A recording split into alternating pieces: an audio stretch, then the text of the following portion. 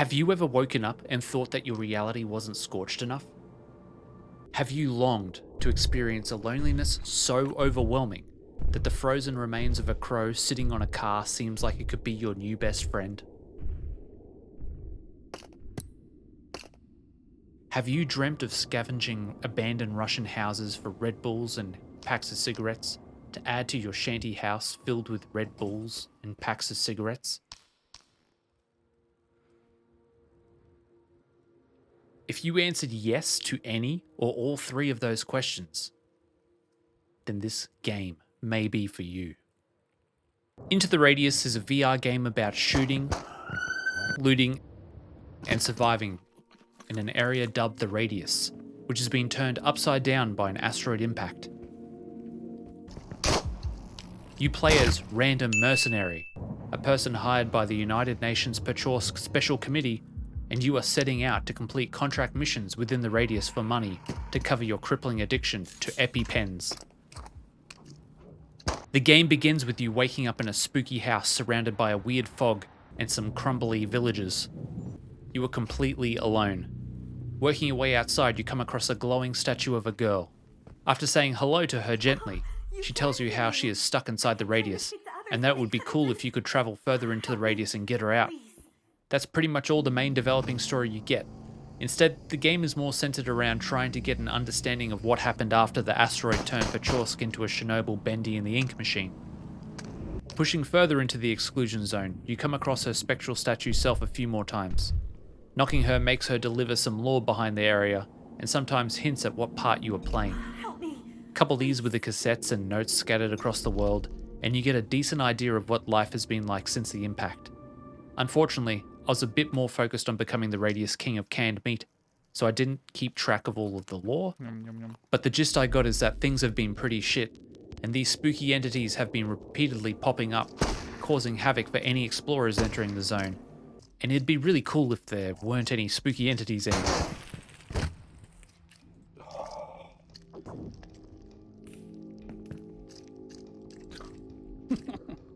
For a relatively quiet setting, the Radius is surprisingly creepy. For the first few hours, I continually found myself getting heavily immersed in the world. The atmospheric noises, coupled with the music, mixed together to make a really eerie experience. I'd venture out for supplies at a collection of buildings that I hadn't explored before, and be crouching around a corner, pistol at the ready, listening for any clues as to what could be stomping around. The droning Atmos track would keep me frozen in place as I tried to work out if a phantom was stalking me. I see you. I take my time skirting around unfamiliar areas because the dread was real. Why are you trying to sneak up on me? Every time I have come across a new entity or landscape, I've had the same panicked reaction. Friendly?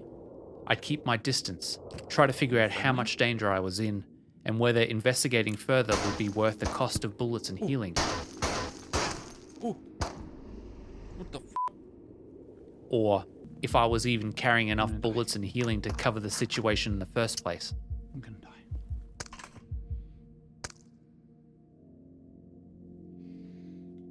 I think that's where one element of horror came in for me that the game delivers so well if you aren't careful.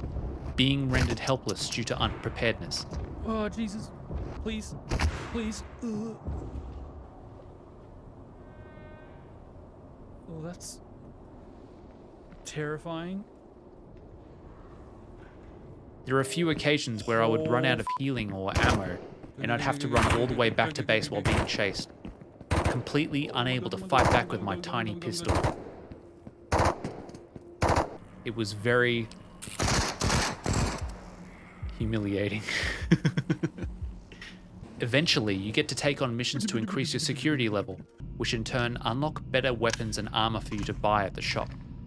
These are game changers, because no longer do you feel like a wet paper bag wielding a tic-tac thrower. Instead, you are now able to take out the previously dangerous entities from a distance with satisfying results, and steamroll through areas that were once terrifying.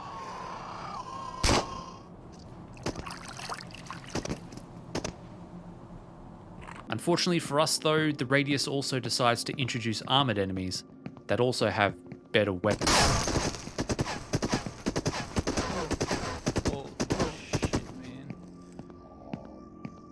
and things go from fumbling horror One battles shot. with shadowy zombies using knives and small pistols.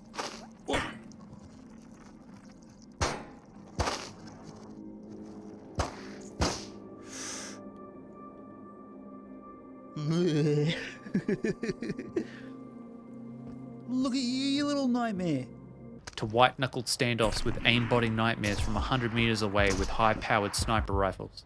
There's snipers. Can't see him, can't see him.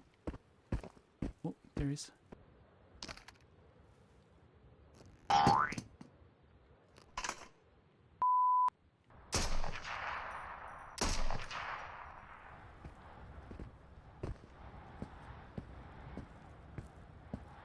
Oh.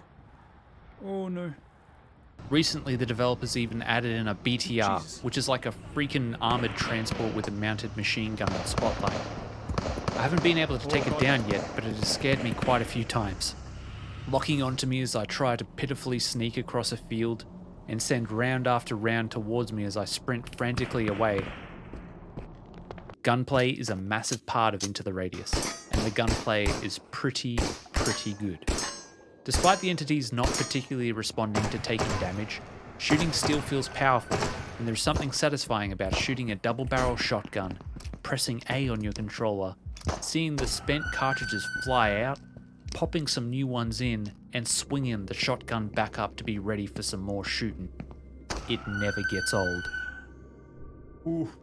One interesting mechanic is called the Tide, where the enemies and items within the radius reset after a few days of in-game time. A countdown timer on your map keeps a track of when the next tide will come rolling in, and when that does, if you happen to find yourself inside the radius, you'll get teleported to a random side of the zone that you are in, with all of the enemies that you have previously killed respawned.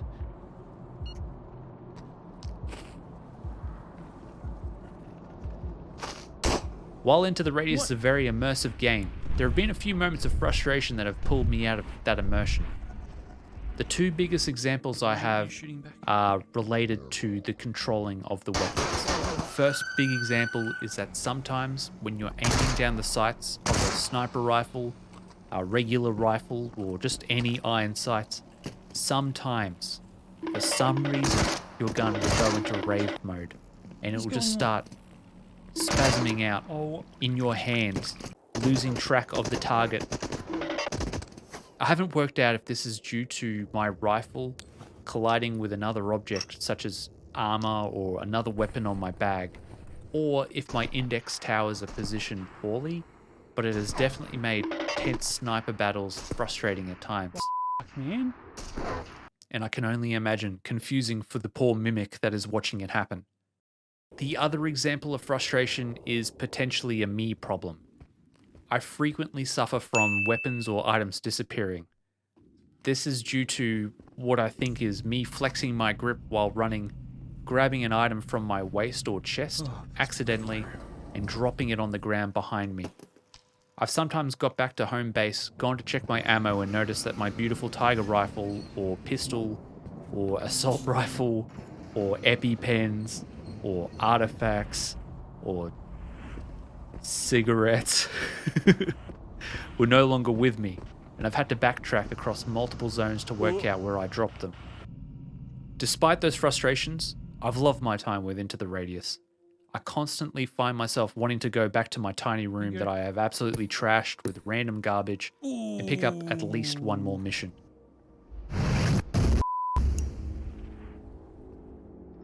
The developer is continually adding more changes to better the gameplay experience, and I'll definitely be keeping an eye out for new stuff going forward. And you should too. Definitely, if you've got a VR headset, get Into the Radius.